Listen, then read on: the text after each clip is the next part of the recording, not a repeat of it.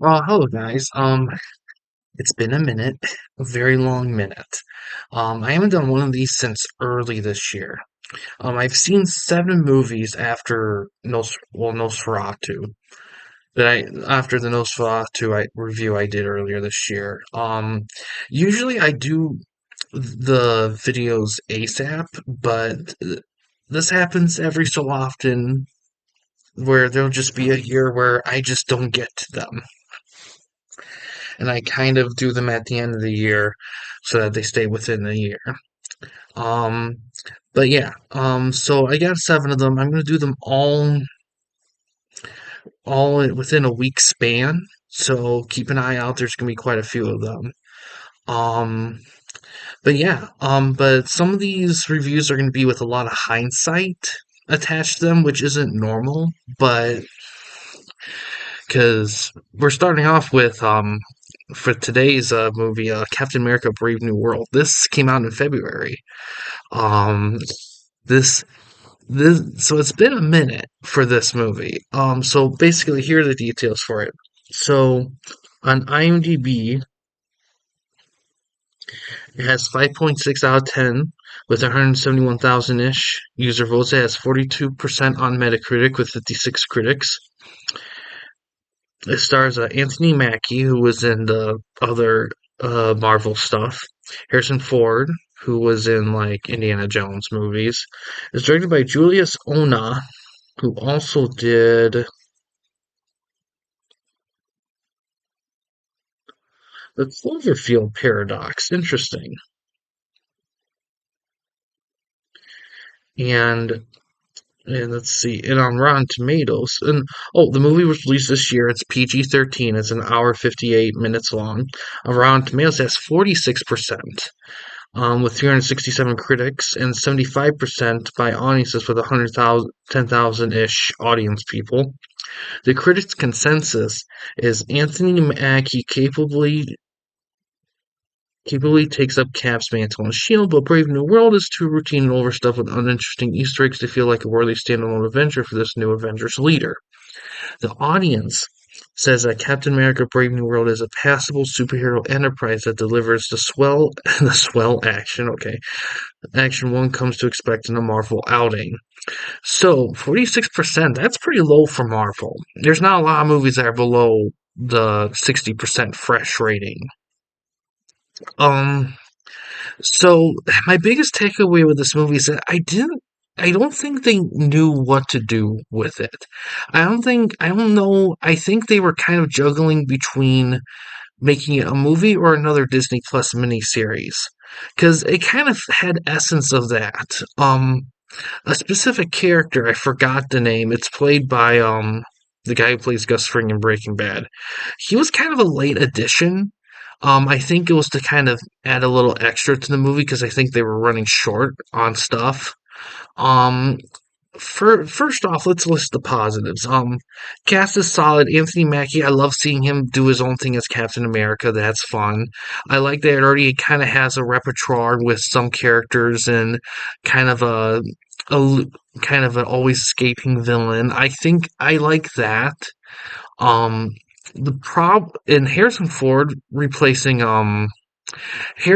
as General Ross is great. He's solid. I mean, I mean, R.I.P. with God, I can't believe I'm blanking on his name. The guy who played Ross previously. Hold on, let me do very some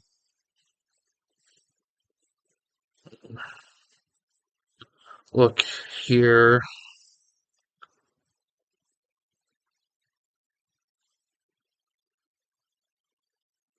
Where's this cast?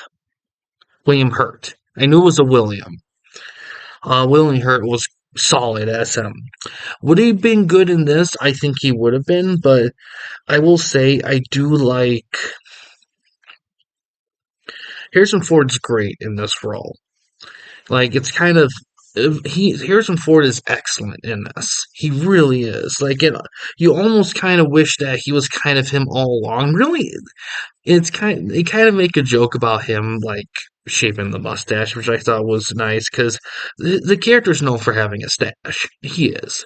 And Harrison Ford has never been a mustache person. He never has. But outside of that, I mean, and they do show a old clip of him with a mustache, so you kind of see what it would have been like. But yeah, I think this was a smart pickup. I mean, Harrison Ford's not young either, but I think he definitely captures the intensity of that character really well. Um, so I mean, typically I don't talk about spoilers, but since this movie's been out forever and a half, there's not really anything to spoil anymore. So this movie uses a lot of Incredible Hulk characters, like, in a hilarious amount. Like, they use everyone but the Incredible Hulk. Like, this movie just feels like a hijacked sequel to the OG Incredible Hulk movie from, like, '08. And it's kind of a shame that Bruce Banner isn't in this because I feel like there's a lot of stuff. Like, if you're already gonna do it, you might as well have his character in as well. And because it feels like all these loose ends from that movie get kind of bought back up and tied together, and he's not there for it, which is crazy because he was right there, you know? I don't know. It's like the leader's in this, a long awaited villain for like since the Incredible Hulk movie. So like over like 10 to 50 like 15 like 17 years in the making. And yeah, they got a good act. It's the same actor. He's solid as that.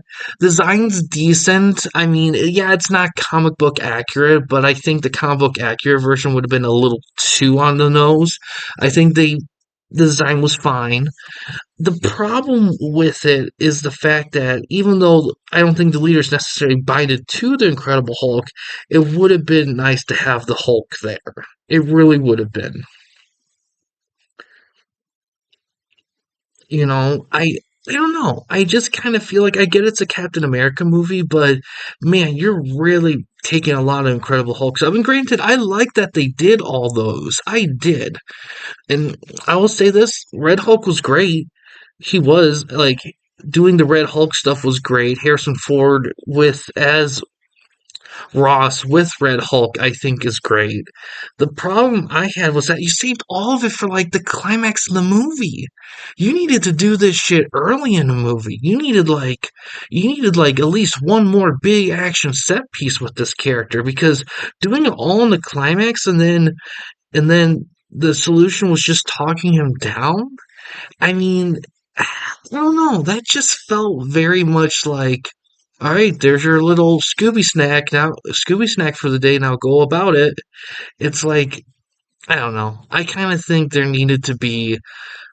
I don't know. Like my feeling about it is that if you're gonna do all this Hulk stuff, go all the way with it. Have Mark. It's not like Mark Ruffalo's doing anything at the moment that this was filmed. I think you could have had him. I don't know. He didn't need to be in the whole movie. Just like I don't know when the Hulk stuff was becoming heavy, be like, oh, I need to call a guy to help me out with stuff, and have him, play the divide and conquer routine. Maybe Sam Wilson deals with Red Hulk while Incredible Hulk deals with the leader. Or vice versa. Have Red Hulk fight Green Hulk and then have Sam try to take. I don't know. Have them work together or something. I mean, it's not. I mean, you could have done that. I don't know. I mean, I just kind of feel like the more I think about it, the more I'm like, man, they just hijacked all the Incredible Hulk characters for this. That's my biggest takeaway, and I don't hate it. I wish there was more Incredible Hulk stuff. It's just kind of stupid that we couldn't just have the fucking Incredible Hulk in this movie. Like it's such a weird omission for a movie that hypers on the Incredible Hulk movie so much. And I get they recasted him. I get that, but it's like at this point, who cares? I mean, Ross has been recasted already, so it's not a perfect connection anyway. So who gives a shit? But yeah, overall, I like this movie fine. It's a fine film. I don't think it's the worst Marvel movie. To be honest, I actually think the worst Marvel movie might actually be I'm trying to think. Quantum Mania gets a little flack, but I like Quantum Mania. The problem, I think the biggest one would, I hate saying Eternals because Eternal has a lot of actual good filmmaking in it, but it is so, I might have to pick Eternals because it is very un-Marvel-esque. It just doesn't, it doesn't, it feels a little soulless. Like, technically everything's there, and there's some good elements in it, but there's part of it where it's like, I'm getting off into Eternals again. I, OG Captain Marvel movie, I think that's better than Eternals, in all honesty. And I think a lot of it is due to the fact that there are a lot of side characters I do like. Um, but yeah, overall, Brave New World, it's okay. I mean, it, I'm after watching, I'm like, you know what? Maybe you were better off making this as a Disney Plus series. In all honesty, I think that would have made everything stick out a hell of a lot better. And to be honest, who knows? Maybe maybe you had an easier time sneaking in Bruce Banner in. I mean, Mark Ruffalo in to do some stuff with everyone else. I mean, I mean, here's th- this also goes back to the She-Hulk series, and I know I'm digressing with it, but the point I'm trying to make with all this is that I think the movie would have been better if they just brought in Mark Ruffalo with Bruce Banner Hulk, because I feel like there's a lot of stuff that happens in this movie that it would have been nice to have him involved in, considering so much of it does connect to the OG Incredible Hulk movie. It seems weird inserting Sam Wilson like in the middle of it without it. Like if it was him and Mark Ruffalo and they were kind of road tripping together, I think that would have been way better. In all honesty, I think that would have been a great way to kind of, you know, like kind of have everything tied together because Sam Wilson Captain America doesn't exactly have a rich rogues gallery anyway. So I get using other villains and other stuff. And I always found this to be true where, and this is a super side note, but I always find it weird that, villains are specifically tied to heroes and nothing interchanges. Like there's so few villains that interchange heroes, which I find very bizarre because I don't know. I mean, I just think that at some point you're just like for example, why couldn't Superman stop Ra's al Ghul in a plot? I mean, why not? Or why couldn't Green Lantern fight Cheetah one off evening? I don't know. I mean, why is it or hell, how about like freaking I mean Green Arrow and Lex Luthor? I mean, why couldn't they go against each other? I mean, it's not I mean, stuff can intermingle. It doesn't always have to be one thing. It's just there's just so many it just feels very heavy on Incredible Hulk sequel without Incredible Hulk at times, and just thinking to myself, why couldn't you get him in here? It's not like Mark Ruffalo is doing anything else right now.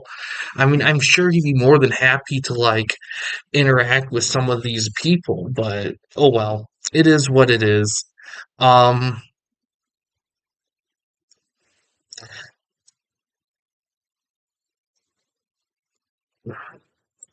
but overall, it's fine film.